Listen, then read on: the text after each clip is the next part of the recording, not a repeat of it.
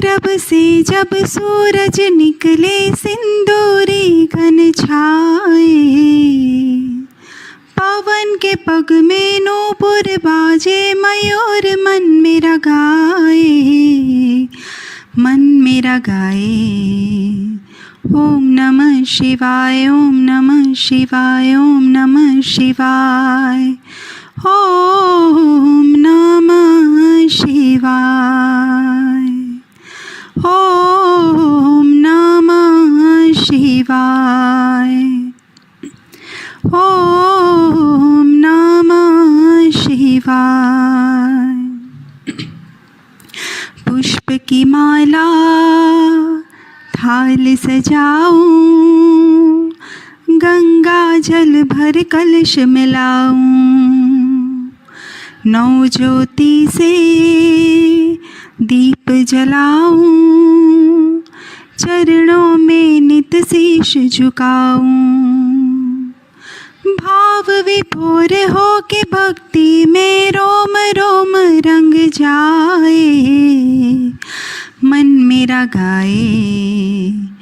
ओम नमः शिवाय, ओम नमः शिवाय, ओम नमः शिवाय, ओम नमः शिवाय, ओम नमः शिवाय, ओम नमः शिवाय।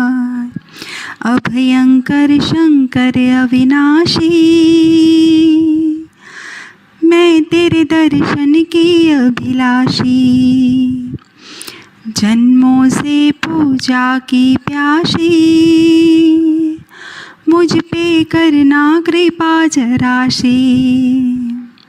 तेरे सिवा मेरे प्राणों को और कोई ना भाए, मन मेरा गाए। ओम नमः शिवाय, ओम नमः शिवाय, ओम नमः शिवाय, ओम नमः शिवाय, ओम नमः शिवाय। जय शिव शंकर।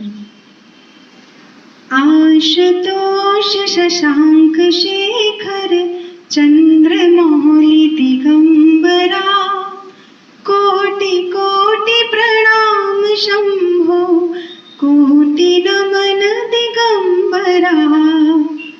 निर्विकार ओंकार अविनाशी, तुम्ही देवाधिदेव, जगत सर्जक प्रलय करता, शिवं सत्यम सुंदरा।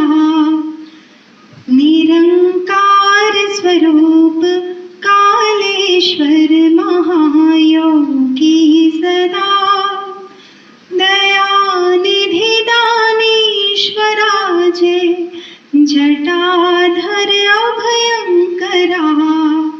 आशुतोष शशांक शेखर चंद्रमौली चिदंबरा, कोटि कोटि प्रणाम शंभो, कोटि नमन दिगंबरा। शूलपाणि त्रिशूलधारी, औगणी बागंबरे, जय महेश त्रिलोचनाय, विश्वनाथ विश्वंभरा। आशुतोष शशांक शेखर चंद्रमौली चिदंबरा, कोटि कोटि प्रणाम शंभो, कोटि नमन दिगंबरा। नाथ नागेश्वर हरो हर पाप शाप विशापतम, महादेव महान भोले, सदा शिव शिव शंकरा। आशुतोष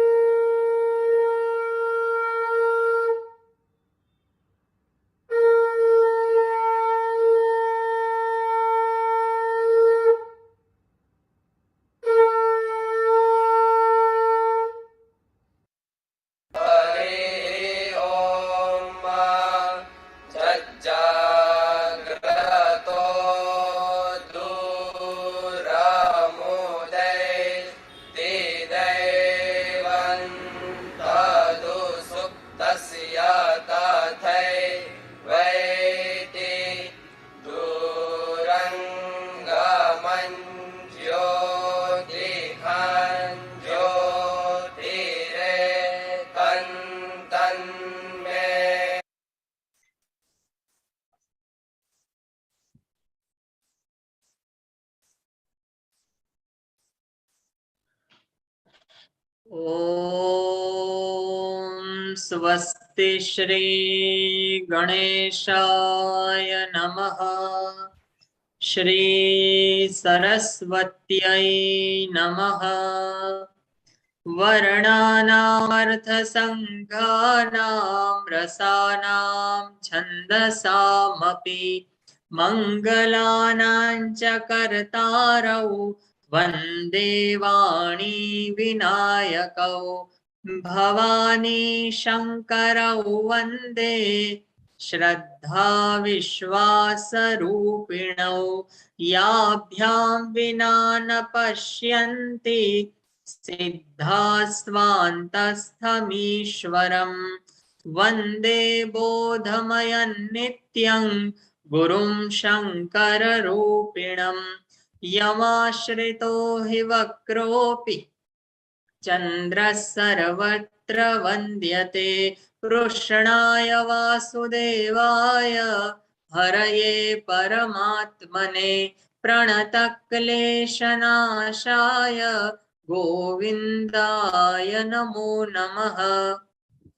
वागर्थाविव सम्पृक्तौ वागर्था प्रतिपत्तये जगतः पितरौ वन्दे पार्वती परमेश्वरौ। ओम नमः पार्वती पतये हर हर महादेव हर। श्री रामचंद्रं शरणं प्रपद्ये श्री रामदूतं शरणं प्रपद्ये। भगवान मर्यादा पुरुषोत्तम श्री राम जी के युगल चरण कमल में सदैन्य दंडवत करते हैं और श्री हनुमान जी महाराज के चरणों में दंडवत प्रणाम करते हैं। काशी का पुरादिनाथ काल भैरवम भजे। आप सबका विद्या तीर्थम महेश्वरम, विद्या के तीर्थ के समान भगवान महेश्वर के सानिध्य में हम सब बैठे हैं। आप सबका बहुत बहुत स्वागत करते हैं और हम सब जानते हैं कि थोड़े समय के बाद ही आदित्य हृदय स्तोत्र आदि जो वाल्मीकि रामायण से है वो शुरू होने वाले हैं। तो हमें तो यह प्रसन्नता है कि आज ये हनुमान चालीसा के त्रिदिवसीय सत्यकृत सत्र के माध्यम से वो आदित्य हृदय स्तोत्र का जो वाल्मीकि रामायण से है उनका मंगलाचरण हो रहा है। तो भगवान ने कहा कि वाल्मीकि रामायण से शुरू करें, उसके पहले हनुमान जी, क्योंकि जब भी कुछ भी रामायण से रिलेटेड होता है तो वहां पर हनुमान जी की हाजिरी होती है। तो ये मंगलाचरण के रूप में हो रहा है, ऐसा भाव लग रहा है। और ये विशेष करके हमारे चेतनाबेन बुच जो मुंबई महाराष्ट्र से है वो हमें 3 दिनों तक श्री हनुमान चालीसा की ईश्वर प्राप्ति का सरलतम साधन, जो छोटे बच्चे को भी आती है और बड़े से बड़े बुजुर्ग को भी हनुमान चालीसा आती है, लेकिन उसके पीछे जो भाव है इतना सरलतम लेकिन श्रेष्ठ साधन है, उसके बारे में विशेष करके हमें चेतनाबेन मार्गदर्शन करेंगे। मैं उनसे विनती करूंगा कि चेतनाबेन आप अपनी साधना में ईश्वर से हम सभी को अभिभावित करें। जय श्री कृष्ण, जय सिया राम। श्री गणेशाय नमः। श्री जानकी वल्लभो विजयते अतुलित बलधामं हेमशैलाभदेहं धनुजवन कृशानुं ज्ञानिनामग्रगण्यं सकलगुणनिधानं वानराणामधीशं रघुपतिप्रियभक्तं वातजातं नमामि। रघुपतिप्रियभक्तं वातजातं नमामि। श्री कष्टभंजन देव की जय। श्री शिवकृत हनुमत स्तोत्रम। हनुमानम् अंजनीसूतो वायुपुत्रो महाबलः रामेष्ट फाल्गुनसखा पिङ्गाक्षो मितविक्रमः उदधीक्रमणे श्रेष्ठो सीता संदेहहारकः लक्ष्मण प्राणदाता च दशग्रीवस्य दर्पः तेजस्वी सूर्यशिष्यश्च सुग्रीवस्य सखाग्रणिः जीवन कपिवंशानां श्रीमान् रक्षकुलान्तकः नामाष्टकदशकं चैव प्रातः सायं च यः पठेत् सर्वत्र सर्वकार्येषु सकदाचिन्न हीयते। ये स्तोत्र शिव जी ने रचा हुआ है और इसमें हनुमान जी के 18 नामों का वर्णन उन्होंने किया है और उन नामों का जो सुबह शाम पाठ करता है उनका सर्वत्र सर्व कार्य में कहीं भी निष्फलता नहीं आती है। तो उन्हीं के नाम से हम उन्हीं का महिमा गान करने जा रहे हैं। मीर भाई का बहुत बहुत धन्यवाद, ऐसा मौका मुझे हनुमान जी के बारे में कुछ श्रवण और कुछ गान करने का मौका दिया गया, तो मैं उनकी आभारी हूँ। आप सभी सत्संगी श्रद्धालु श्रोताजन के हृदय में बसे हुए परमात्मा को मैं प्रणाम करती हूँ और सभी बड़ों को वंदन, सभी मित्रों को सादर जय श्री राम। आज का सत्संग है परमात्मा की प्राप्ति का सरलतम उपाय या सरलतम साधन। देखो, जीवन में सभी को किसी न किसी वस्तु, व्यक्ति, परिस्थिति की आवश्यकता पड़ी जाती है और कभी ना कभी अपना काम निकलवाने के लिए ईश्वर की जरूरत भी पड़ी जाती है। वैसे नहीं पड़ती, लेकिन कुछ काम निकलवाना हो तो पड़ जाती है। और देखो, जैसे किसी को उनसे कुछ पाना हो, किसी को कुछ शिकायत करनी हो, किसी को मन की बातें बतानी हो और किसी विरले को उन्हीं को पाने के लिए तो मांग चाहे कुछ भी हो, लेकिन या अभ्युदय के लिए हो या निश्रेयस के लिए हो, दोनों ही जरूरी है जीवन के लिए। लेकिन कली काल में चाहते सभी है कि सरलतम उपाय, जिसमें कि ज्यादा विधि विधान ना हो, कोई ज्यादा कठिन शर्तें ना हो। तो सतयुग में तो ध्यान का महत्व था, त्रेता में यज्ञ का था। हम सभी जानते हैं कि यज्ञ की पूर्ति के लिए जो राक्षसों की वजह से उसमें बाधाएं आती थी, तो उसकी रक्षा हेतु विश्वामित्र दोनों भाइयों को, राम और लक्ष्मण को, दशरथ जी से मांग करके ले जाते थे। द्वापर में पूजा अर्चन का महत्व था। लेकिन कली काल में बहुत बढ़िया अवसर हम लोगों को सबको प्राप्त हुआ है। कली काल में नाम स्मरण कीर्तन से ही हम सब काम बन जाता है। और बहुतों का यह अनुभव है और मेरा अपना भी खुद का अनुभव है कि रहा है कि हनुमान चालीसा यह सभी मांग पूरी करने के लिए सर्वश्रेष्ठ सुगम सरलतम उपाय है। अब थोड़ा जाने इस अद्भुत ग्रंथ की विशेषता के बारे में।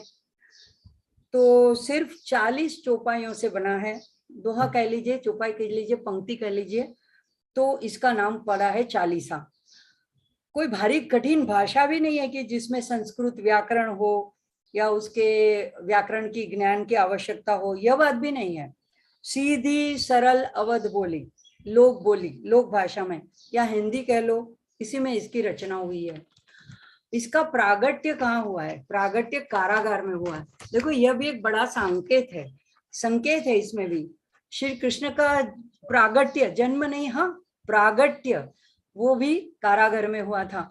तो ऐसे महान भवसागर से छुड़ाने वाले अद्भुत विभूतियां हो या चाहे अद्भुत ग्रंथ हो, अद्भुत स्तोत्र हो, उसका प्रागट्य किसी शांत आश्रम में या महल में ऐसे नहीं हुआ है, लेकिन कारागृह में से हमें मिला है। और उसके कारागार में से ये छुड़ाने वाला भी है, क्योंकि इसी में कहा गया है छूट ही बंदी महासुख होई। तो कारागार में से प्रागट्य भी है और ये भवसागर, जो ये भव रूपी ये जो कारागार है, उसमें से छुड़ाने वाला भी है। अब इस ग्रंथ का प्रागट्य कैसे हुआ, इसके बारे में भी एक बात हमें जाननी चाहिए। ये कोई कल्पना की बात नहीं है। उस जमाने में हमारे देश में मुगलों का राज था, तो सारा इतिहास उन्हीं का रचा है। लेकिन सच बात यह है कि एक बार मुगल सम्राट अकबर के कानों तक गोस्वामी तुलसीदास जी की, महाराज की भक्ति की बात पहुंच गई, तो उन्हें गोस्वामी जी से मिलने की इच्छा हुई।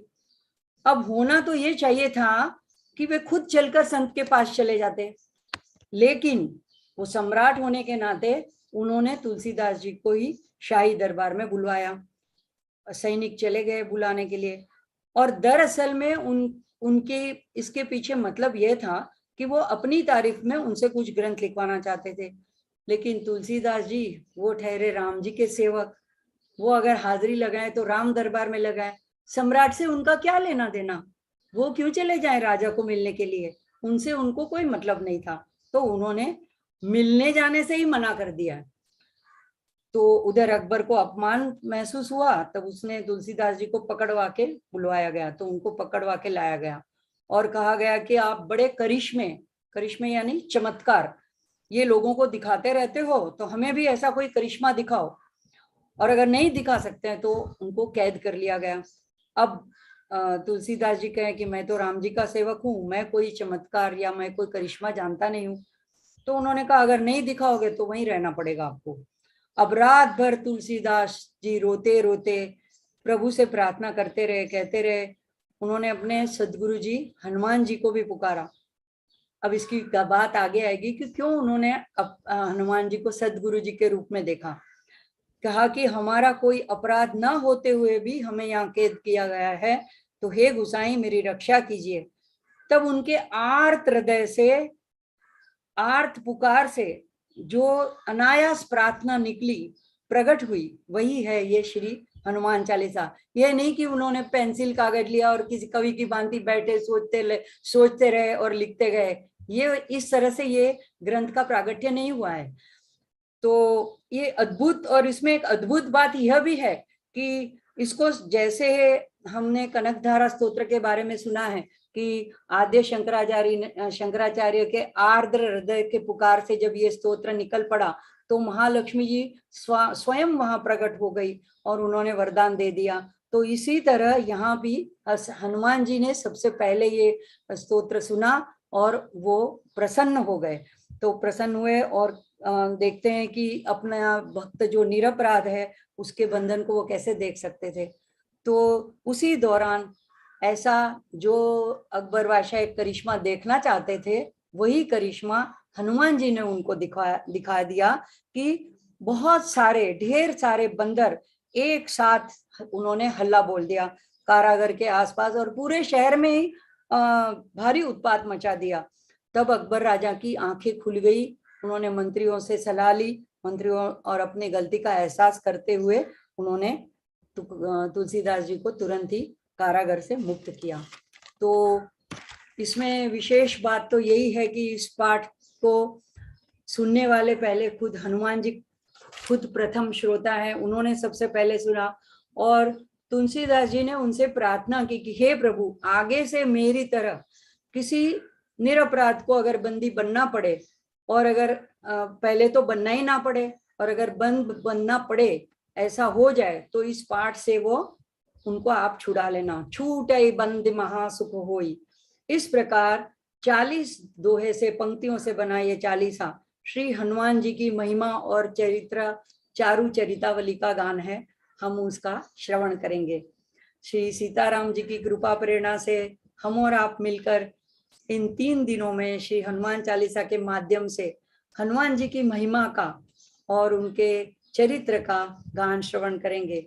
एक और खास बात, जिन भावों को हम यहाँ चर्चा करेंगे, सुनेंगे, श्रवण करेंगे, उनमें से अधिकतर हमने श्री राजेश्वरानंद जी जो रामायणी कहे जाते हैं, अभी उनका देह नहीं रहा है, तो उनकी कथा में हमने सुने थे। तो श्री राजेश्वरानंद जी को भी सादर प्रणाम। आइए हम सब मिलकर श्री हनुमान जी की महिमा गाएं। 40 पंक्ति की चौपाइयों में जो आखिरी पंक्ति है वो सबसे उत्कृष्ट है। देखिए, जो यह पढ़े हनुमान चालीसा होय सिद्धि साखी गौरी शा। तो यहाँ से हम शुरुआत करते हैं, क्योंकि मानव का स्वभाव यही है कि हम पहले फल क्या मिलेगा, इससे फायदा क्या होगा, यह जानना चाहते हैं, और उसके बाद ही हम वो कार्य करने के लिए प्रेरित होते हैं।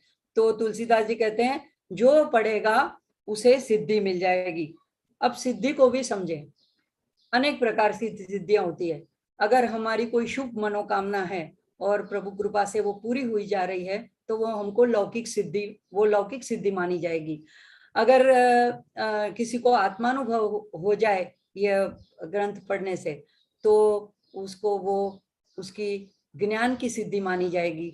अगर किसी का राग छूट जाए तो उसको वैराग्य की सिद्धि मानी जाएगी। अगर कोई भक्त है और भगवान से भक्ति चाहता है और उसका भगवान में अनुराग हो जाए तो वो भक्ति की सिद्धि पा लेता है। इसी तरह किसी भी तरह की सिद्धि आप चाहते हो तो वह अवश्य मिलेगी। अब कोई पूछेगी क्यों? तुलसीदास जी को भी ऐसे प्रश्नों का सामना करना पड़ा था। कहते क्यों, क्या प्रमाण है, किसके आधार पर कह रहे हो? तो कहते हैं इस बात के गवाह साक्षी साक्षात श्री गौरीशा शंकर भगवान है, तो इसीलिए अवश्य मिलेगा। इस बारे में एक संत ने भी ऐसे कहा है कि न घटने वाली अघटित ऐसी घटना को भी हनुमान जी घटित कर देते हैं, और जो संभवित घटना है अटल है उसको भी टाल सकते हैं। सरल शब्दों में कहा जाए तो यह एक अपूर्व, सहज, सरलतम, श्रेष्ठतम, सुलभतम, आप जितने भी विशेषण लगाना चाहें, इसके जैसा अप्रतिम और कोई दूसरा ग्रंथ नहीं है। ऐसा ये साधन है, उपाय है, ग्रंथ है। अब दूसरी बात, जो यह पढ़े। अब जो यह पढ़े इसका मतलब क्या होता है? जो माने कोई नियम नहीं है, जो यानी जो कोई भी। अब क्या होता है, समाज में ज्यादातर भगवान के बारे में जितनी भ्रांतियां हैं उतनी शायद ही किसी और बात में है। और बातें तो हम विज्ञान के आधार पर और दूसरों के कहने के आधार पर मान भी लेते हैं। अगर डॉक्टर भी कोई दवाई देता है तो हम उसमें कोई बहस नहीं करते, मान लेते कि हाँ इससे यही रोग ठीक ही हो जाएगा। लेकिन भगवान के बारे में कुछ बातें होती है तो लोगों में भ्रांतियां बड़ी होती है। तो कोई लोग पूछते हैं क्या बहनें माताएं पढ़ सकती है? अरे भाई, जब तुलसीदास जी ने कहा जो यह पढ़े तो इसी में इसका जवाब आ जाता है। तो इसके बारे में तो यहाँ तक कहा है कि बच्चा, बूढ़ा, स्त्री, पुरुष, पढ़ा, बेपढ़, रोगी, निरोगी, ज्ञानी, अज्ञानी, कोई भी जो भी पढ़ ले। अब यहाँ पे पढ़ा लिखा तो पढ़ लेगा, अनपढ़ के बारे में कहा कि वो भी, तो क्यों? देखो, छोटा सा बच्चा जो स्कूल में भी अभी गया नहीं है, लेकिन घर में अगर उसके दादा दादी है, माँ बाप है, अगर घर में ये हनुमान चालीसा का पाठ सुबह सुबह होता रहता है तो वो सुनते सुनते ही उसको याद रह जाता है। तो ऐसे ये कोई अनपढ़ आदमी है, अक्षर ज्ञान नहीं है, लेकिन बार बार सुनने से भी उसको ये याद रह जाता है। तो कोई भी अगर इसको पढ़े यानी इसका गायन करे तो जो यह पढ़े। अच्छा, दूसरा क्या है, कई स्तोत्र होते हैं उसमें समय की पाबंदी होती है। कोई स्तोत्र होते हैं कि खास दिनों पर पढ़े जाते हैं, जैसे कोई माँ की आराधना है तो नवरात्रि में, शिव जी की है तो शिवरात्रि में। कोई होता है स्तोत्र की समय के बारे में पाबंदी होती कि सुबह ब्राह्म मुहूर्त में पढ़ो। उसमें कोई किसी को रात्रि में कोई तंत्र की साधना होती है। लेकिन तुलसीदास जी कहते हैं हनुमान चालीसा के बारे में समय की कोई पाबंदी नहीं है। आप जब चाहो पूरे दिन में, 24 घंटे में, 365 दिनों में जब चाहो तब आप पढ़ सकते हो। अच्छा, अब कोई कहे कि कोई नियम विधि विधान होगा, शर्त होगी, नहीं, कोई विधि नहीं है। मन लगाकर पढ़ो कि पूर्व दिशा में या उत्तर दिशा में मुंह रखकर पढ़ो, या आसन बिछाकर, या नहाकर पढ़ो, या न्यास करने के बाद पढ़ो, ऐसे इस तरह से पढ़ो। कैसे पढ़े इसके बारे में तुलसीदास जी ने कुछ भी नहीं बताया, सिर्फ पढ़े, केवल पढ़े। और पढ़ने से क्या होगा? तो सिद्धि मिल जाएगी। बताओ, ऐसा फल किस और ऐसे सरल साधन में बताया गया है? मुझे एक ऐसा साधन बता दो, कोई शर्त नहीं। और हमको इसीलिए इसने सरलतम उपाय के ऊपर विश्वास ही नहीं आता है, हम उसको बहुत लाइटली ले लेते हैं। अरे हनुमान चालीसा ये तो सबको आता है, लेकिन विश्वास करो, इसलिए नहीं कि तुलसीदास जी कहते हैं, उन्होंने लिखा है इसलिए नहीं, इसलिए कि खुद स्वयं शंकर भगवान साक्षात जो आद्य गुरु है, जगत गुरु है, उन्होंने कहा है। और यह भी एक संकेत है। देखो, अगर जगत में कोई जैसे टाटा, बिरला, अंबानी जैसा कोई समर्थ धनी है, और अगर उसका बेटा जाके बाजार में किसी को कुछ वचन दे देता है, तो क्या लोग विश्वास करेंगे कि नहीं करेंगे? क्या देखेंगे ये किसका पुत्र है?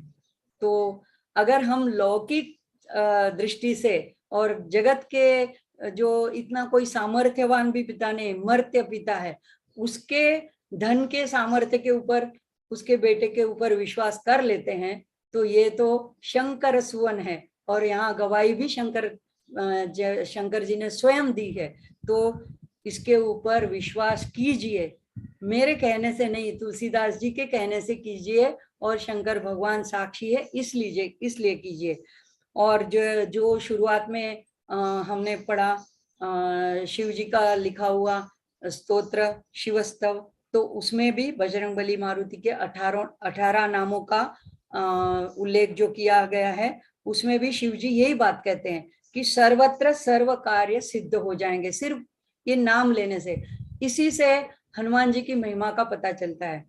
अब हम आरंभ करेंगे, हनुमान चालीसा में प्रवेश करने जा रहे हैं। तो गोसाई जी महाराज को भी, तुलसीदास जी को वंदन करते हुए आगे बढ़ेंगे। गोस्वामी जी आरंभ भी गुरु वंदना से करते हैं और विश्राम भी गुरु वंदना से करते हैं। पहला जो उसका शुरुआत है, तो उसका शुरुआत का मंत्र जो है, श्री गुरु चरण सरोज रज निज मन मुकुर सुधार, वर्णौ रघुवर विमल यश जोदायक फल चार। तो गुरु चरण सरोज रज, श्री गुरु चरण सरोज रज, श्री गुरु को पहले सबसे याद किया, और आखिरी में जहाँ पे विश्राम की बात आती है, जय जय जय हनुमान गुसाई, कृपा करो गुरुदेव की नाई। तो वहां पे भी कहा है जय जय जय हनुमान गुसाई, कृपा करो गुरुदेव की नाई। गुरुदेव जैसे कृपा करते हैं, गुरुदेव की तरह, यानी आप हमारे गुरुदेव है, इस तरह से हमारे पर कृपा कीजिए।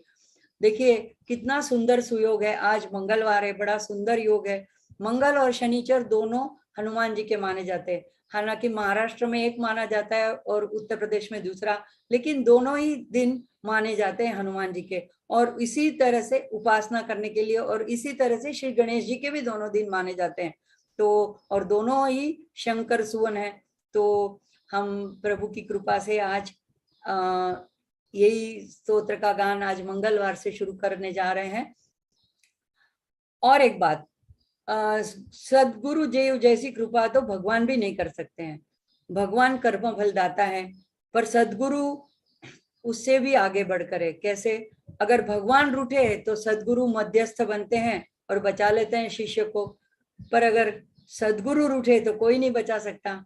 और बड़े मजे की बात तो यह है कि सदगुरु कभी रूठते ही नहीं, तो हम निश्चिंत हो जाते हैं। अगर हमारा कोई सदगुरु हमें मिला नहीं है, लौकिक दृष्टि से हमने किसी को अपनाया नहीं है या किसी ने हमको नहीं अपनाया, तो आप आज से हनुमान जी को अपना गुरु मान लीजिए।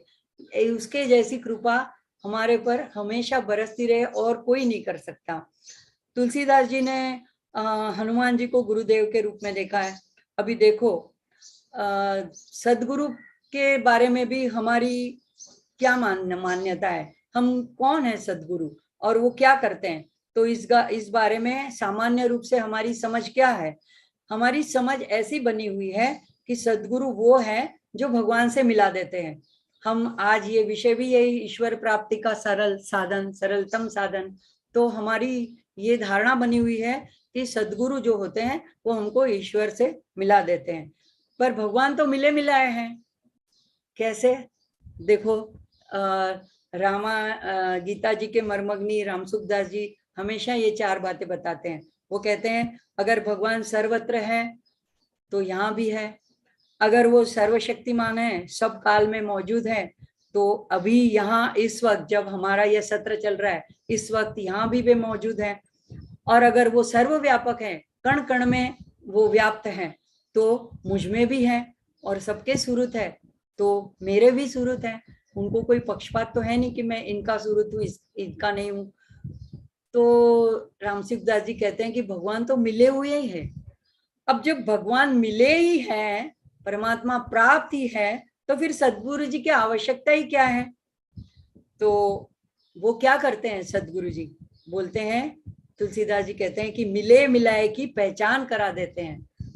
देखो अगर किसी शादी ब्याह और किसी अन्य समारोह में हम गए हैं तो हम बहुत लोगों से मिलते हैं मतलब आमने सामने हम देखते भी हैं उनको, लेकिन हमारी पहचान नहीं होती है। लेकिन कोई आकर के हमारी पहचान करा दे तो कि ये फलाना फलाना है, तो हमारा उससे परिचय हो जाता है। ऐसे ही सद्गुरु हमें बता देते हैं, हमारे सामने भगवान किस रूप में आके खड़े रह जाए हमें नहीं पता है, लेकिन हम नहीं पहचान पाते हैं, लेकिन सद्गुरु हमें उंगली पकड़ के दिखा देते हैं, इंगित कर देते हैं, इशारा कर देते हैं कि यही है भगवान।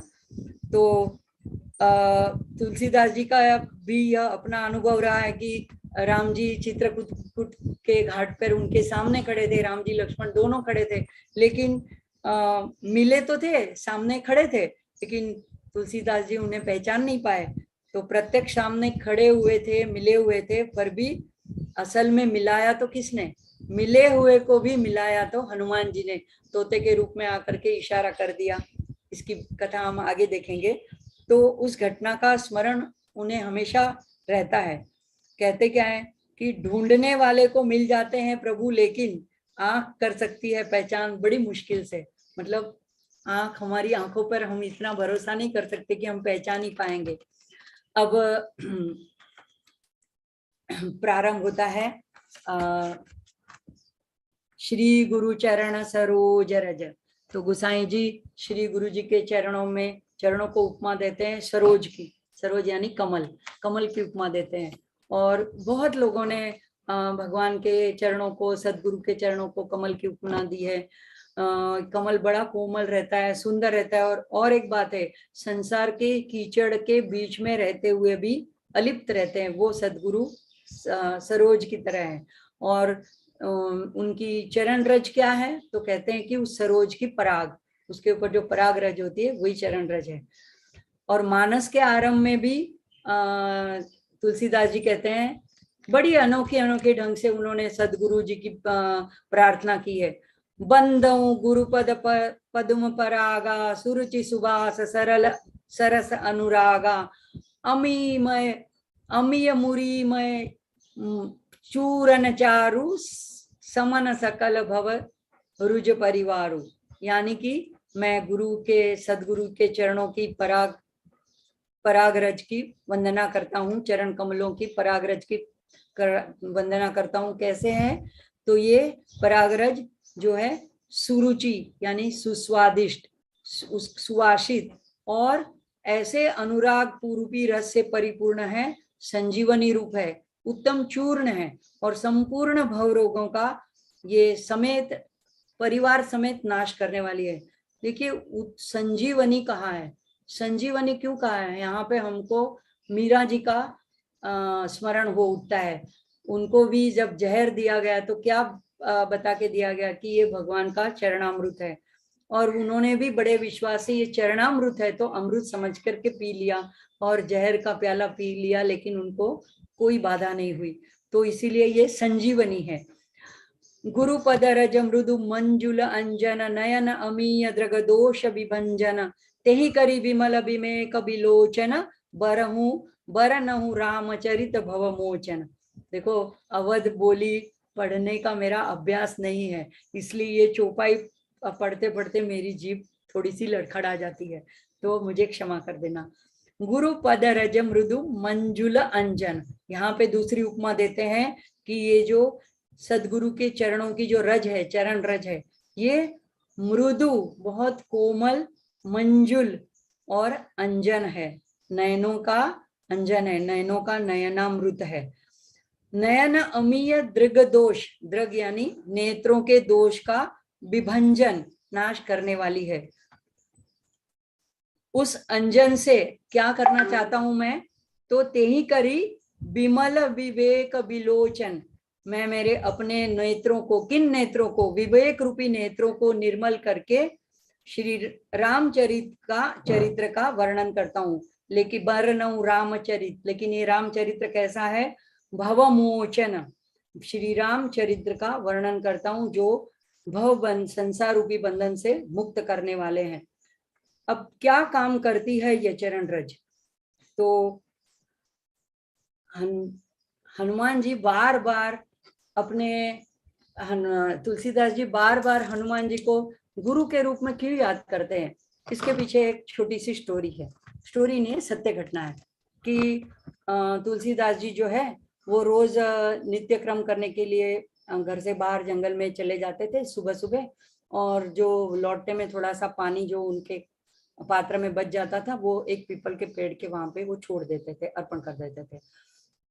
ऐसा नित्यक्रम बहुत दिनों तक चला। एक दिन ऐसा हुआ कि पेड़ में से कुछ आवाज आई, वो डर गए। तो वहां पे एक प्रेत था, रोज उस पानी को पा करके वो संतुष्ट होता था। आज उसने सोचा कि मैं भी तुलसीदास जी को कुछ वरदान दूं, मैं भी उनको संतोष पहुंचाऊं। तो उसने आवाज लगाई। तुलसीदास जी ने आसपास देखा, कोई दिखा नहीं।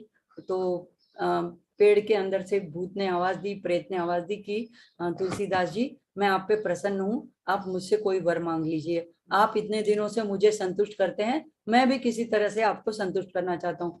अब तुलसीदास जी को बड़ा अंदर से क्रोध भी आए, भय भी लगे। उन्होंने अंदर से अंदर मनी मन राम जी से प्रार्थना करी, क्या इस दिन के लिए मैंने आपकी भक्ति करी थी, क्या भूतों से प्रेतों से मुझे वर दिलवाओगे? और तो हनुमान जी का नाम रटने लगे। तब प्रेत ने कहा कि देखिए, मैं किसी अभागी क्षण में मेरे से कोई पाप आचरण हो गया था, इसलिए मैं इस योनि में हूँ, लेकिन मैं भी एक जमाने में भगवान का भक्त रहा हूँ। तो आप मुझसे डरिए नहीं, आपने मुझसे प्रसन्न किया है, मैं सचमुच आपको वरदान देना चाहता हूँ। तब धीरे धीरे हनुमान जी को थोड़ा गोस्वामी जी को थोड़ा भरोसा हुआ। बोला कि आपकी जो मनोकामना हो बोल दीजिए। अब देखो, हम होते तो कुछ ना कुछ मांग लेते कि चलो कोई प्रेत तो प्रेत प्रसन्न हुआ है, कुछ ना कुछ मांग लेते। लेकिन तुलसीदास जी, राम दर्शन के बिना उनकी कोई इच्छा नहीं थी। तब तक उन्हें प्रत्यक्ष रूप से राम के दर्शन नहीं हुए थे। रामचरितमानस का वर्णन तो करते थे, लिखते थे, लेकिन उन्हें राम का दर्शन नहीं हुआ था। तो उनकी तो यही एक अधूरी आस थी कि मुझे राम के दर्शन करवा दो। अब प्रेत बोला, ये तो मेरे बस की बात नहीं है, हाँ लेकिन राम के दर्शन जो करवा सकते हैं उनका मैं आपको पता बता सकता हूँ। तो बोले, अच्छा वो कौन है? बोले, हनुमान जी। और हम भूत पिशाच निकट नहीं आवे, महावीर जब नाम सुनावे। तो जब जहाँ पे हनुमान जी होते हैं तो हम उनके निकट नहीं जा सकते, इसलिए हम उनका पता भी रखते कि वो कहाँ है, तो हम उनसे दूर ही रहते हैं। तो इसीलिए मैं आपको हनुमान जी का पता बता सकता हूँ। तुलसीदास जी ने कहा, ठीक है। तो प्रेत ने कहा, जब आप हनुमान जी की कथा, रामचरितमानस की कथा जब पढ़ेंगे, गायन करेंगे, तो जो सबसे पहला श्रोता आएगा वही हनुमान जी है, और जाने के वक्त, जाते वक्त वो सबसे आखिरी में निकलेंगे। तो तुलसीदास जी ने ठीक कहा। दूसरे दिन जब उन्होंने कथा शुरू की तो बराबर बार बार देखते रहे, कौन आता है, कौन जाता है, कौन आता है। तो एक बूढ़ा बिल्कुल अस्वस्थ और कोढ़ी सा आदमी आया और एक कोने में जाकर के बैठ गया। सारी कथा उसने बड़े प्रसन्न मन से, बड़े लगन से सुनी। और जब सारे लोग एक एक करके उठकर चले गए, तब वो धीरे से अपने लकड़ी के सहारे उठने लगे। तो तुलसीदास जी तो समझ गए कि यही है। उन्होंने जाकर के कहा, बाबा आप किस तरफ जाना है, मैं छोड़ देता हूँ। तो बोले, नहीं नहीं बेटा, मैं तो चला जाऊंगा, और आप मेरे नजदीक मत आओ, आप देखते नहीं मुझे कोढ़ हुआ है। फिर भी तुलसीदास जी ने उनके चरण पकड़ लिए। जैसे ही आवाज उनके मुंह से सुनी, उनके दिल में भरोसा बैठ गया कि यही है हनुमान जी। और देखो, भरोसा करने वाली बात हुई, भाव होता है ना तो भगवान मिल ही जाते हैं। तो उन्होंने उनके चरण कस के पकड़ लिए। अब वो हनुमान जी जो कोढ़ी के रूप में थे, बोले, अरे अरे अरे, ये क्या कर रहे हो, मैं गिर जाऊंगा। बोले, नहीं, अब तो मैं आपके मूल स्वरूप में आपका दर्शन किए बिना आपके चरण नहीं छोड़ूंगा। और उनके चरणों पे माथा रख के उन भूरी भूरी उनके आंखों से आंसू आने लगे। आंसू, आंखों के आंसू से ही उन्होंने उनके चरण पकड़ लिए। तब उसकी भक्ति और उसकी श्रद्धा और उसका भाव देखकर हनुमान जी प्रसन्न हो गए कि ये सच्चा भक्त है। उन्होंने अपने मूल स्वरूप में, मूल रूप में उसको, उनको दर्शन दे दिया।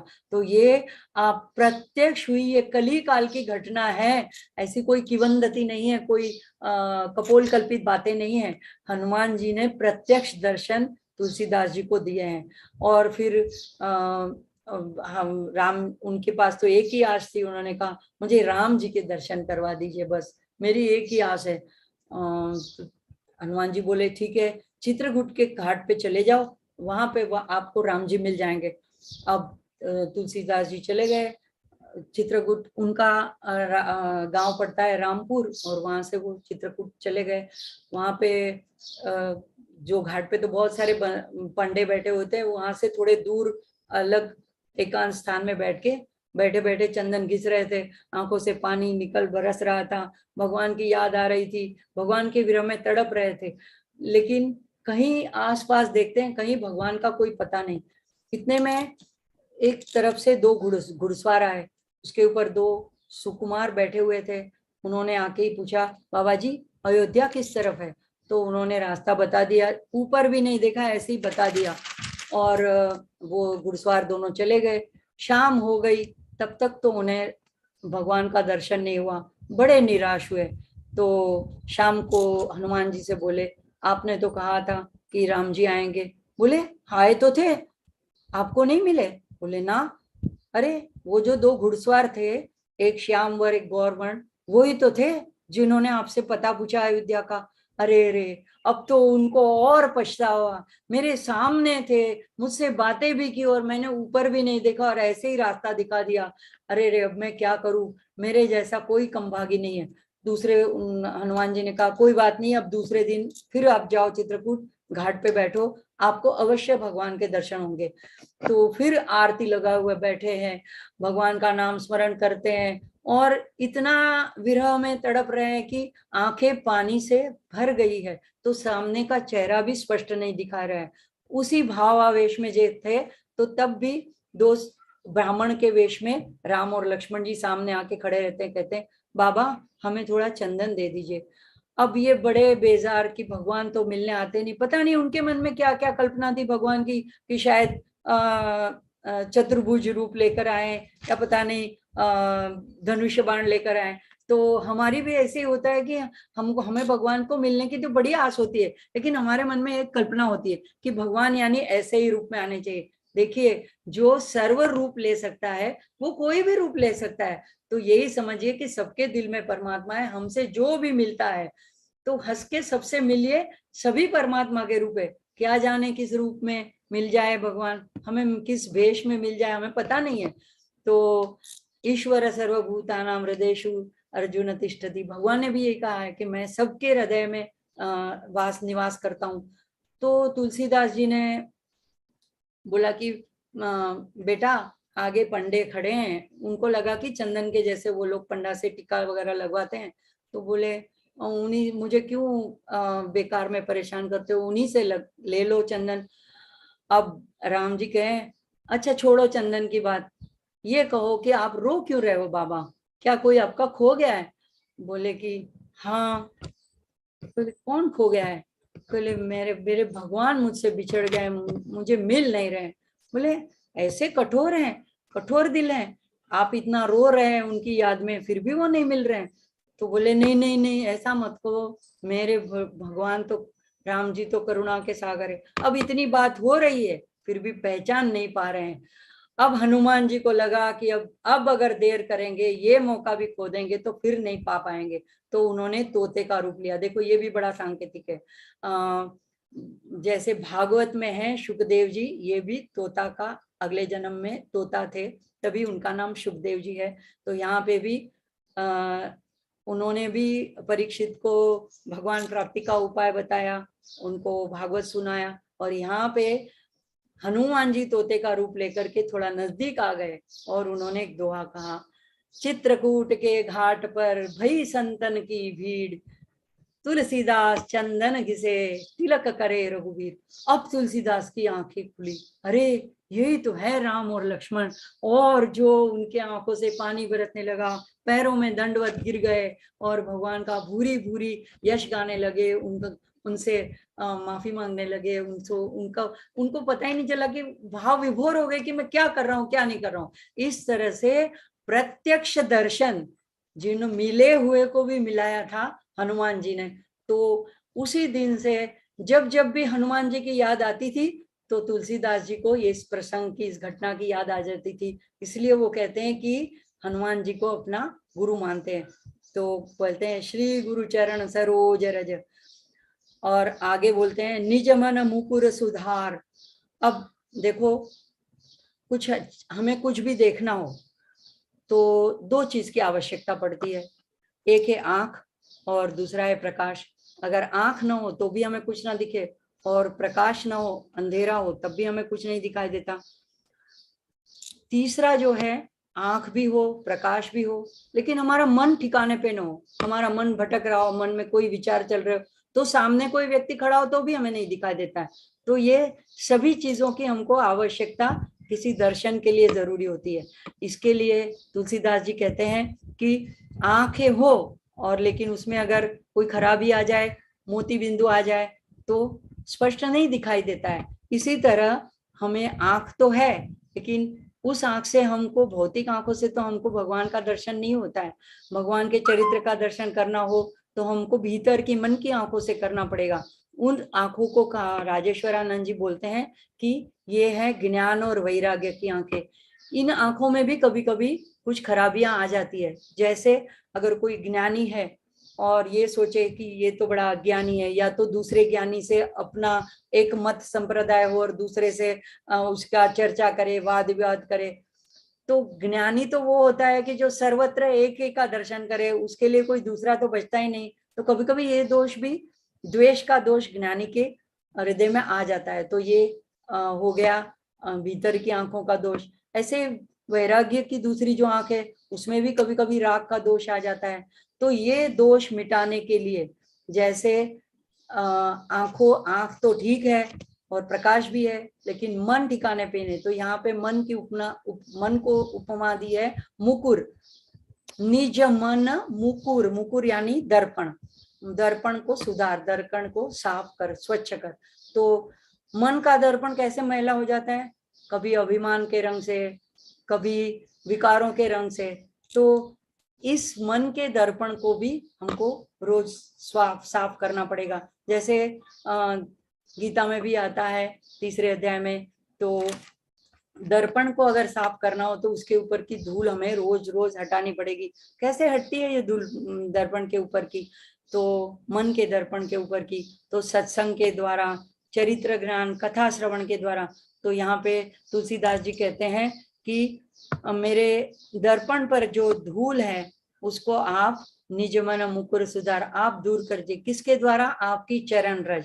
चरण रज को, चरण रज के द्वारा करने का मतलब क्या है कि इस चरण रज जो है ये, और उसके साथ जो भगवान के निर्मल यश का पवित्र जल है, उसके द्वारा मेरे मन को साफ कर दीजिए, मेरे मन को पवित्र कर दीजिए। क्यों? उसके बाद मुझे जो करना है, ऐसी हमारी अगर शुभ दृष्टि, पवित्र दृष्टि हो जाए, निर्मल दृष्टि हो जाए, तो उस दृष्टि के द्वारा मुझे और जो काम करना है, क्या करना है? वरनौ रघुवर विमल यश जो दायक फलचार। अगर रघुवर का मुझे विमल यश का वर्णन करना है तो उसके लिए मुझे ऐसी निर्मल दृष्टि, ऐसे निर्मल मन की आवश्यकता है। अब देखो, लौकिक धूल जो है वो अगर हवा से उड़ती है और आंखों में पड़ जाए तो क्या काम करती है? हमारी आंखें बंद कर देती है। यानी कि जगत की जो चीजें हैं वो हमारी मोह रूपी, हमारी आंखों को बंद करके हमको मोह रूपी निद्रा में सुला देती है। लेकिन अगर वही रज अगर गुरु के चरणों का संग कर ले और गुरु की चरण रज बन जाए तो हमारी आंखें खोल देती है और हमारी मोह निद्रा से हमें जगा देती है। तो ये सब सांकेतिक अर्थ इसमें भरा पड़ा है कि क्यों तुलसीदास जी शुरू शुरू में ही ये प्रार्थना कर रहे हैं, क्योंकि आगे जो वर्णन करना है उसके लिए अपने मन को, अपनी दृष्टि को स्वच्छ, साफ, स्वच्छ, पवित्र बना लेना बहुत जरूरी है। अब आगे कहते हैं, वरनौ रघुवर विमल यश जो दायक फलचार। देखो, अब हमें आश्चर्य होता है कि बात चल रही है हनुमान चालीसा की और बोलते हैं कि वरनौ रघुवर विमल यश। हमारे समझ में नहीं आता है ये रघुवर का विमल यश वर्णन करने जा रहे हैं या हनुमान जी का निर्मल यश वर्णन करने जा रहे हैं। तो इसमें हनुमान तुलसीदास जी की एक युक्ति है। उन्हें पता है कि हनुमान जी को अगर ऐसे करके बुलाएंगे कि आपका मुझे यशगान करना है तो वो नहीं आएंगे। क्यों? क्योंकि वो तो आएंगे, कब आएंगे? रामचरित सुनि बेको रसिया। श्री रामचरित का वर्णन, चरित्र का वर्णन सुनने के लिए वो ऐसे रसिया है कि जिनके मन में राम लखन सीता मन बसिया। तो ये एक युक्ति करते हैं तुलसीदास जी कि हनुमान जी को पहले आमंत्रण देना है, बुलाना है, तो उसके लिए पहले वो कहते हैं कि मैं रघुनाथ जी का, रघुवर श्रेष्ठ का मैं चरित्र का वर्णन करने जा रहा हूं। तो ये सुनते ही जब रघुकुल में जो सर्वश्रेष्ठ हैं रघुवर श्री राम जी का चरित्र सुनने को तो हनुमान जी तुरंत प्रकट हो जाते हैं। तो ये हनुमान जी को बुलाने की ट्रिक है। तो तुलसीदास जी ये भली भांति जानते हैं। अब बरनऊ विमल यश, विमल का क्या अर्थ है? ऐसे नहीं कि पहले मल था और उसके बाद में साफ करने के बाद में अब मल छूट गया इसलिए अब वो निर्मल हो गया। वो ऐसा विमल यानी ऐसा कि जिसमें कभी भी मल लगा ही नहीं।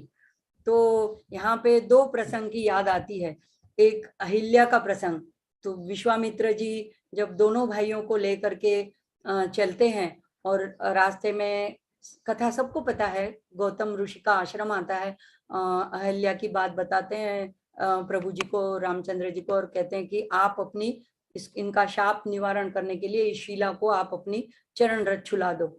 अब राम जी बड़े संकोच में पड़ते हैं। विश्वामित्र उनके विद्या गुरु थे, उन्होंने उनको विद्या दी थी। अब गुरु जी के सामने शिष्य अपनी चरण रथ दे, कैसे, ये उचित नहीं था। तो उन्होंने विश्वामित्र जी से कहा कि नहीं ऋषिवर मुनि आप ही दे दीजिए। अब विश्वामित्र कहे कि नहीं, ये काम तो आपको ही करना पड़ेगा। अब इसमें भी बड़ा संकेत है। देखो यहाँ पे रामचंद्र जी का जो चरित्र है वो विमल है। क्यों विमल है? वो कभी भी उसमें कोई भी अपवित्रता, उनका स्खलन पतन हुआ नहीं है। जबकि विश्वामित्र ने 10,000 वर्ष तपश्चर्या की, लेकिन मेनका ने उनका तपोभंग कर दिया था। तो उनका चरित्र विमल नहीं कहा जाएगा। हालांकि है तो वो भी प्रभु के भगवान के अवतार, लेकिन यहाँ पे जो तुलसीदास जी ने ये शब्द प्रयोजित किया है विमल यश, तो ये राम जी के लिए ही ज्यादा उचित जान पड़ता है। ऐसे दूसरी बात याद आती है कुंभकर्ण की। कुंभकर्ण को जब जगाया गया रावण ने और सारी बातें बताई कि इस तरह से राम जी आए हैं युद्ध करने के लिए और सेना आके खड़ी है, आप उठ जाओ, जग जाओ। तब कुंभकर्ण ने सारी बातें सुनी तो बोले कि आप सीता जी का हरण कैसे कर ले आए? उन्होंने कहा मैंने ब्राह्मण का रूप ले लिया था और भिक्षा मांगने के बहाने हरण करके ले आया। तो बोले अब फिर क्या मुश्किल है, अब आप राम जी का रूप ले लो, आपको तो सब अवगत है, तो आप राम जी का रूप ले लो और उनको मना लो सीता जी को। राम जी बोले यही तो सबसे बड़ी मुश्किल है, ये भी मैंने आजमा कर देख लिया। मैंने एक बार राम जी का वेश भी लिया, देखो नकली झूठ मूठ का। तो कहते हैं कि मात समान लगी पर नारी, तो राममानस में इसका उल्लेख है कि रावण कहता है कि मुझे वो वेश लेने के बाद सारी पर स्त्री जो है वो मात समान दिखने लगी। तो अगर राम जी का झूठ मूठ भी कोई वेश लेता है तो उनका इतना विमल चरित्र है कि उस आदमी का विचार परिवर्तन, रावण जैसे का भी विचार परिवर्तन हो जाता है। तो ऐसे रामचंद्र जी का वर्णव रघुवर विमल यश। और ब्रह्मानंद जी का भी यहाँ पे एक बहुत प्रसिद्ध भजन है, भीमसेन जोशी का, मेरा सुना हुआ है, वो याद आ जाता है। वहां पे भी ऐसी बातें हैं, दिल के दर्पण को साफ कर, दूर कर अभिमान को, प्रेम भक्ति के बिना नहीं नाथ के मन भाएगा, वो ही परम पद पावेगा, वो ही परम पद पावेगा। जो भजे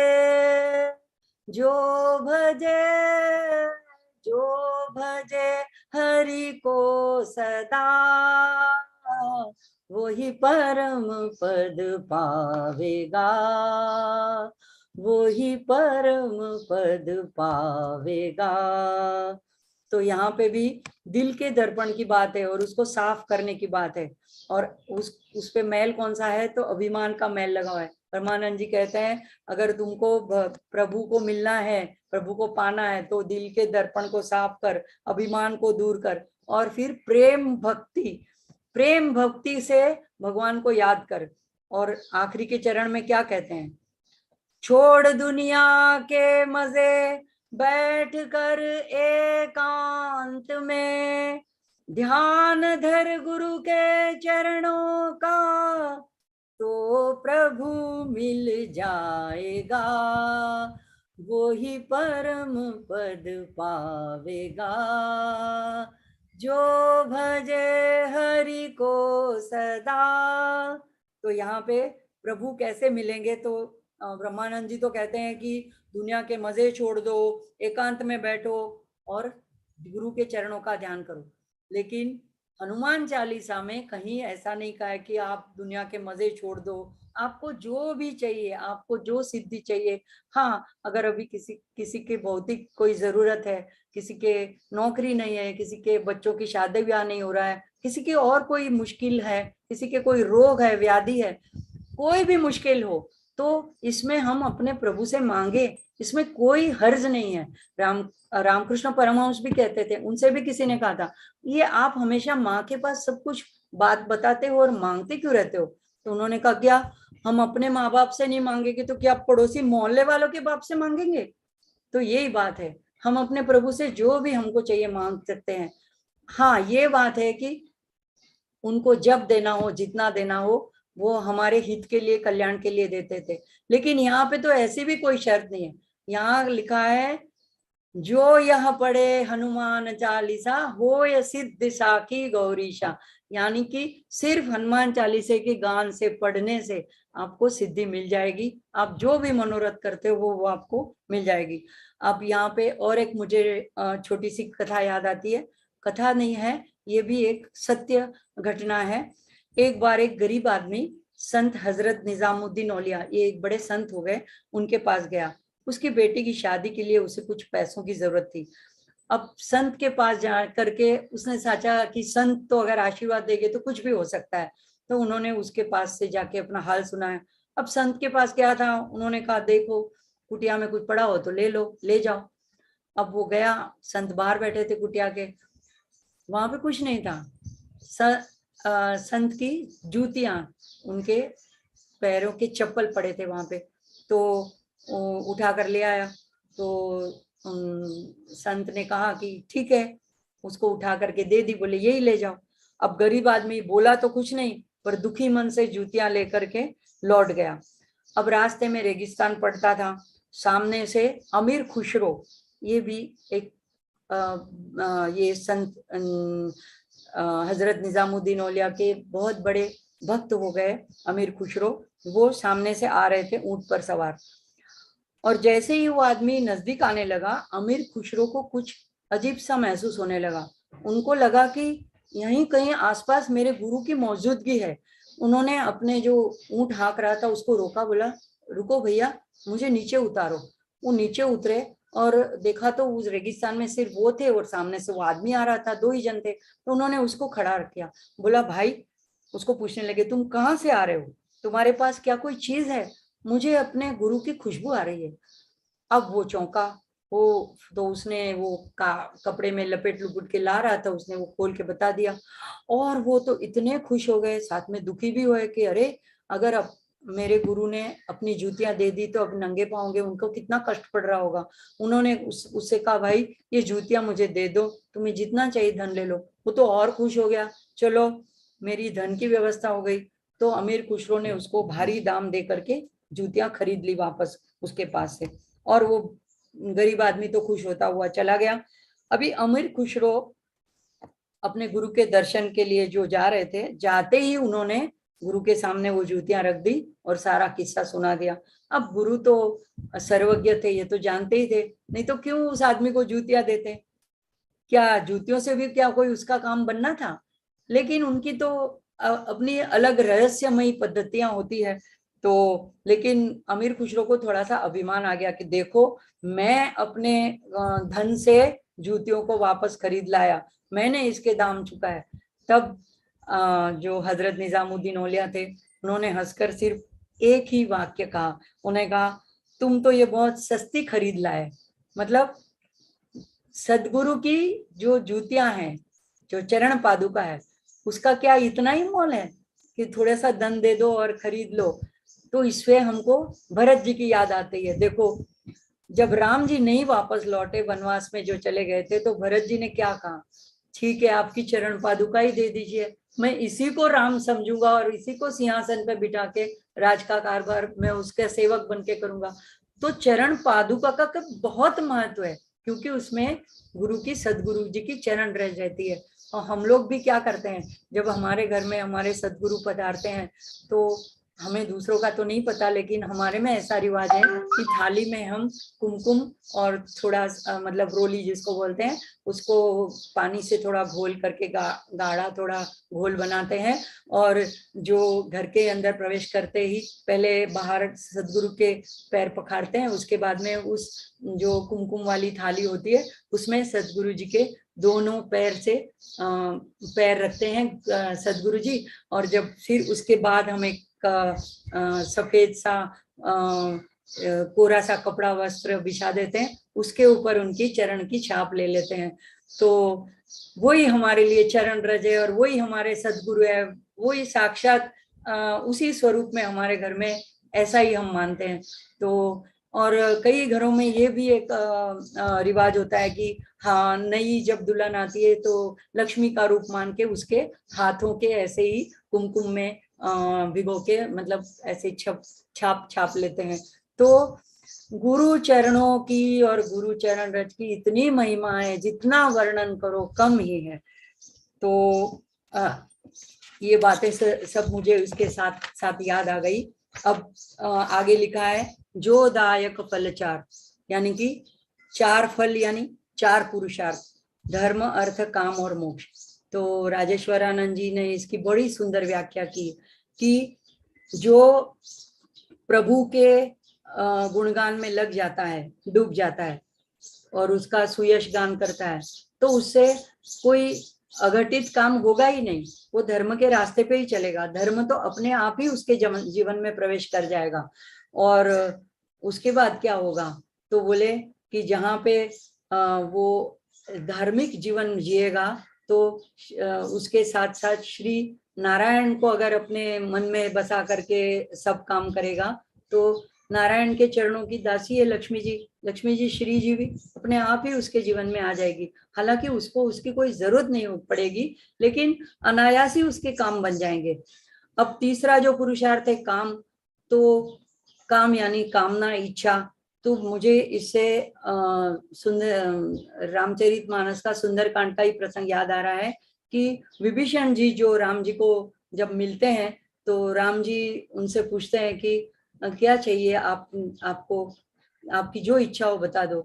तो विभीषण जी क्या कहते हैं, देखो पहले तो कुछ ना कुछ वासना रही भी होगी, क्योंकि उसका सगा भाई रावण वो इतना बड़ा साम्राज्य का राजा, और वो तो बहुत एकदम सादे ऐसे कुटिया में, मतलब सादे घर में रहते थे, तो कहीं ना कहीं कभी ना कभी तो उनके मन में भी कुछ इच्छा रही होगी।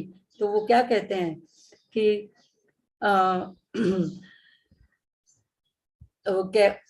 उर कछु प्रथम वासना रही, प्रभु प्रेम सरित सो बही।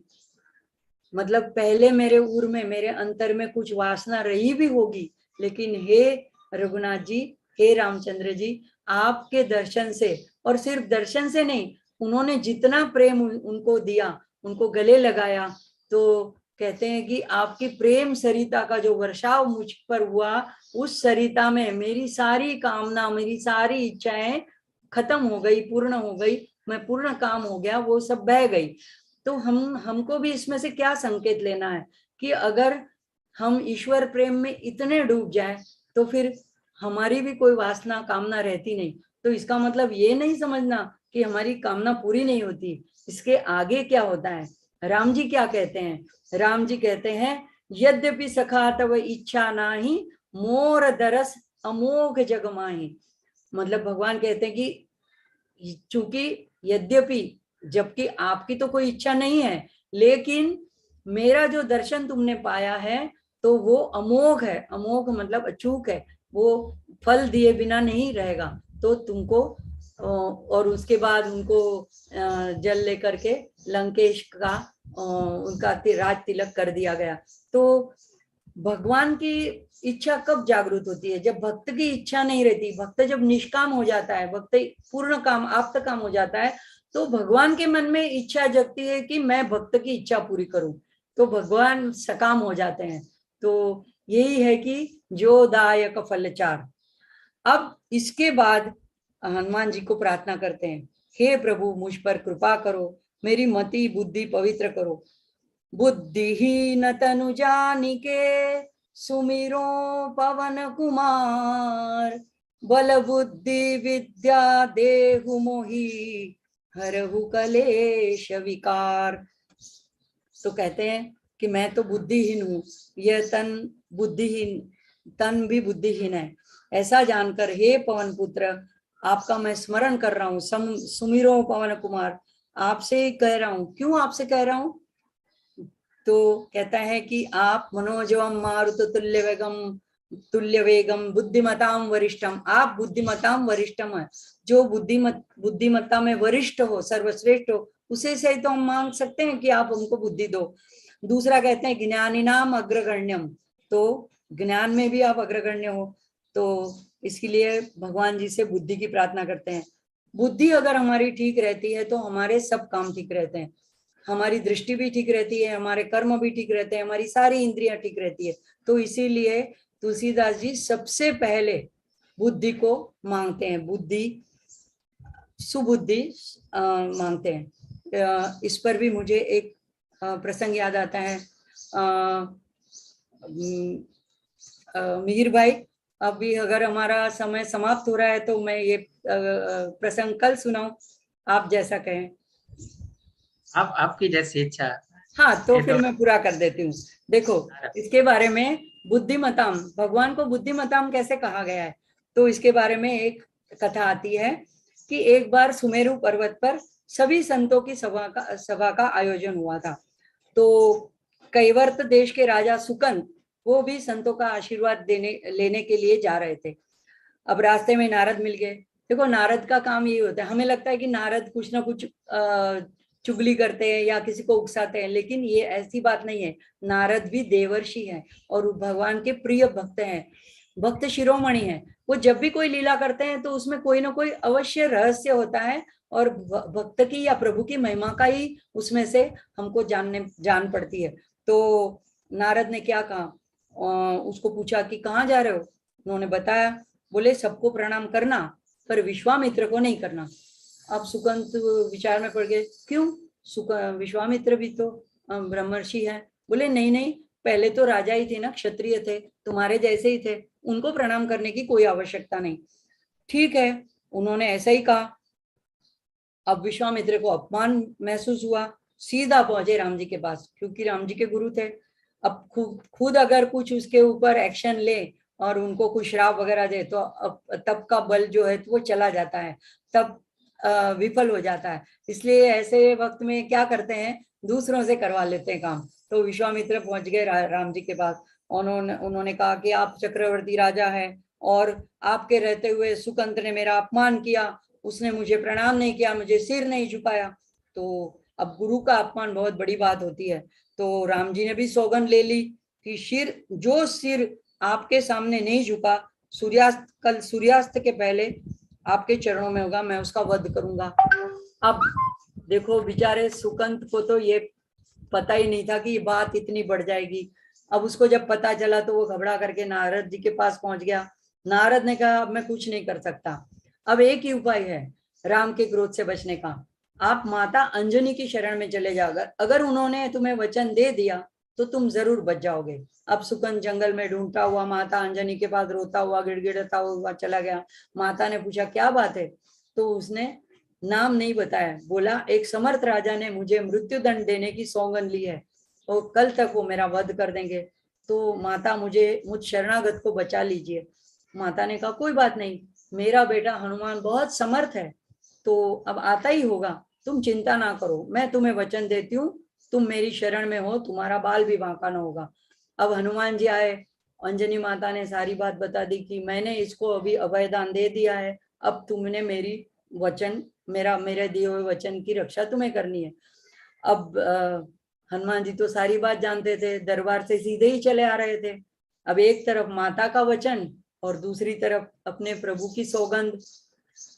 अब यहाँ पे धर्म संकट में पड़ गए, लेकिन जिनका नाम है बुद्धिमताम वरिष्ठम, तो कहा ठीक है, उन्होंने कुछ सोच लिया, और अगर माता ने अभयदान दिया है तो मैं माता के वचन की रक्षा करूंगा। और सुकंत को कहा, एक गुफा के बाहर ले गए, बोले तुम गुफा के अंदर चल जा करके बैठ जाओ, जब मैं तुम्हें संकेत करूं और जैसा कहूं वैसा तुम तुरंत कर देना, जब तक मैं संकेत न करूं तुम बाहर नहीं आना। और खुद तो बैठ के गुफा के द्वार पर और करताल लेकर के राम नाम का जप करने लगे। अब राम जी ने ढूंढना शुरू किया कि ये सुकंद चला कहाँ गया, अदृश्य कहाँ हो गया। तो भगवान थे, ढूंढते ढूंढते आ गए और देखा कि गुफा के द्वार पर हनुमान जी बैठे हैं, उन्हें और करताल लेकर के कुछ भजन कर रहे हैं। उन्होंने हनुमान जी से कहा, सुकंद को मुझे दे दो, मैंने अपने गुरु को वचन दिया है और मैं उसका वध करूंगा, और तुम भली भांति जानते हो कि रघुकुल रीति सदा चली आई, प्राण जाए पर वचन न जाए। तो हनुमान जी तो चुप, बस राम नाम जपते रहे। राम जी के बार बार कहने पर भी वे गुफा के द्वार से हटे नहीं, तब वहीं पर डटकर बैठे रहे। तब राम जी को भी गुस्सा आया, उन्होंने बाण चलाना शुरू किया, पर क्या आश्चर्य, वे बाण फिर वापस चले आते और तर्कस में चले जाते। राम जी नए नए अस्त्र शस्त्रों का प्रयोग करते, पर सब व्यर्थ, क्योंकि बाण तो बने हुए थे दुर्जनों को मारने के लिए। राम भक्त, राम अनुरागी को वो कैसे मार सकते थे। राम जी परेशान। अब तो सूर्यास्त होने में कुछ ही समय रह गया था, इतने में विश्वामित्र जी भी वहां पहुंचे नजारा देखने के लिए, देखते क्या होता है। हनुमान जी ने सुकंत राजा को इशारा किया कि तुम तुरंत दौड़कर विश्वामित्र जी के चरणों पे सिर रखकर दंडवत कर दो और माफी मांग लो। अब राम जी कुछ समझे, उनको कुछ पता चले बात का, इसके पहले सुकंत दौड़ करके विश्वामित्र जी के पैरों पे गिर पड़ा और सिर रख करके माफी मांगने लगा। तो और तब फिर हनुमान जी ने भी ऋषि से विनती की कि देखो आप भी इस नासमझ को क्षमा कर दें, और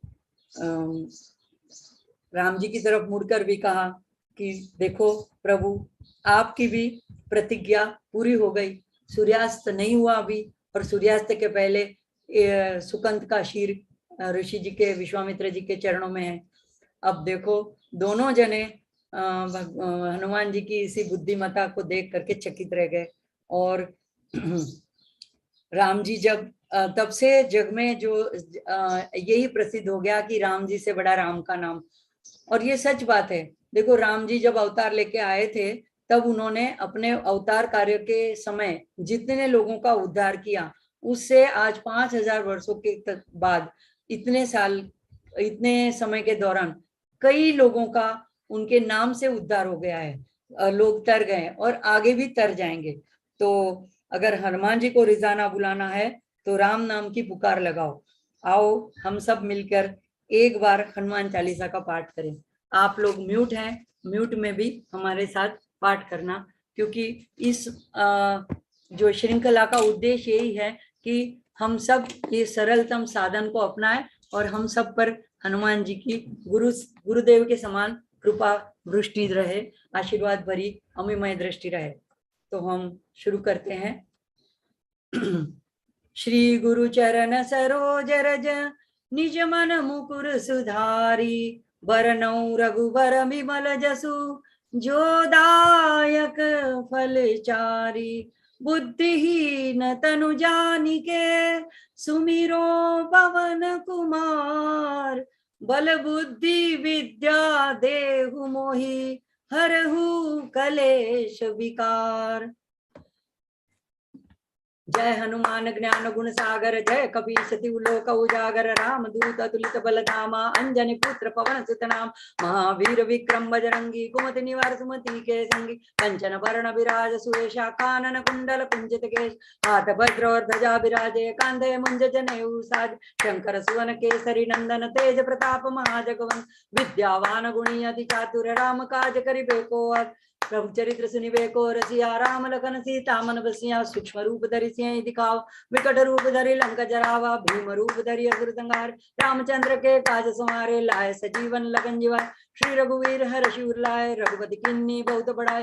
तुम मम प्रिय भरत संभाई, सहस बदन तुम रो यश का। अस कई श्रीपति कंठ लगावे, सनकादिक ब्रह्मादि मुनीश। नारद शारद सहित ईशा, जम कुबेर दिगपाल जान। कवि कोविद कही सके साते, तुम उपकार सुग्रीव किन्ना। राम मिलाए राजपद दिन, तुमरो मंत्र विभीषण माना। लंकेश्वर वै सब जग जान, जुग सहस्त्र जोजन पर भानु। लील्योताय मधुर फल जान, प्रभु मुद्रिका मिली मुख माई। जल दिलांगे गए रजना, दुर्गम काज जगत के जेते। सुगम अनुग्रह तुमरे तेते, राम दुआरे तुम रखवार। होत न आज्ञा बिन पैठारे, सब सुख लय तुम्हारी शरण। तुम रक्षक काहू को डरना, आपन तेज समारो आपे। तीनों लोग हाँकते कांपे, भूत पिशाच निकट नहीं आ। महावीर जब नाम सुनावे, नाशे रोग हरे सब पीर। जपत निरंतर हनुमत वीरा, संकट ते हनुमान छुड़ा। मन क्रम वचन ध्यान जो लावे, सब पर राम तपस्वी राज। तिनके काज सकल तुम साजा, और मनोरथ जो कोई लाभ। सोई अमित जीवन फल पावे, चारों युग परताप तुम्हार। है प्रसिद्ध जगत जियारा, साधु संत के तुम रखवार। असुर निकंदन राम दुलारे, अष्ट सिद्धि नवनिधि के दाता। स्वर दीन जानकी माता, राम रसायन तुमरे पास। सदा रहो रघुपति के दासा, तुमरे भजन राम को पावे। जन्म जन्म के दुख बिसरावे, अंत काल रघुवर पर जाए। जहाँ जन्म हरि भक्त कहाई, और देवता चित्तन धरई। हनुमंत से सर्व सुख करे, संकट कटे मिटे सब पीरा। जो सुमरे हनुमत बलवीरा, जय जय जय हनुमान गोसाई। कृपा करो गुरुदेव की नाय, जो शत बार पाठ करे कोई। छूटे बंदी महासुख होई, जो ये पढ़े हनुमान चालीसा। होय सिद्धि साखी गौरी, तुलसीदास सदा रिचेरा। कीजे नाथ हृदय में डेरा, पवन तनय संकट हरण। मंगल मूर्ति रूप, राम लखन सीता सहित। हृदय बसों सुरभूप, सियावर रामचंद्र की जय। पवन सुत हनुमान की जय, उमापति महादेव की जय। बोलो भाई सब संतन की जय, अपने अपने गुरुदेव की जय। सब भक्तन की जय। जय सिया राम।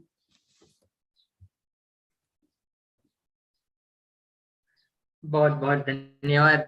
बहुत ही प्रसन्नता व्यक्त करते हैं, आनंद करवा दिया चेतना बहन आपने भगवान की कृपा से। बहुत आनंद आया। और एक आपने अभी नारद जी को याद किया तो एक और प्रसन्नता व्यक्त करते कि आज नारद जयंती भी है। तो आप सबको बहुत बहुत नारद जयंती की शुभकामना देते हैं, बधाइयां देते हैं। और श्रीमद् भागवत महापुराण के महात्म्य में ऐसा लिखा है कि जयति जगति माया यस्य कायादवस्था वचन रचन में केवलै चाकलय्य ध्रुवम पदमपि यातो यत्कृपातो ध्रुवोऽयं सकल कुशल पात्रम ब्रह्मपुत्रं नतोस्मि। कि भगवान नारद जी कैसे है? नारद जी अब ब्रह्मपुत्र है, आप ब्रह्मा जी के मानस पुत्र है, आपको नमस्कार। और कहा कि केवल आपके एक बार के उपदेश से ही ध्रुव को भगवान प्राप्त हो गए। और आपके एक बार कयादु पुत्र प्रहलाद जी को आपने उपदेश दिया गर्भ में, तो भी उनको भगवत प्राप्ति हो गई। ऐसे भक्ति मार्ग के आचार्य भगवान नारद जी की जन्म जयंती के ऊपर आप सबको बहुत बहुत बधाई। कल फिर से इसी समय पर हम भगवान की चर्चा करेंगे। आप सब फिर से कल दोपहर 3:15 बजे हम सब मिलेंगे। आप सबको बहुत बहुत धन्यवाद। जय सिया राम, जय श्री कृष्ण। हरे राम राम राम हरे हरे, हरे कृष्ण कृष्ण कृष्ण हरे हरे। ओम नमः पार्वती पतये, हर हर महादेव हर। जय श्री राम। बहुत बहुत धन्यवाद।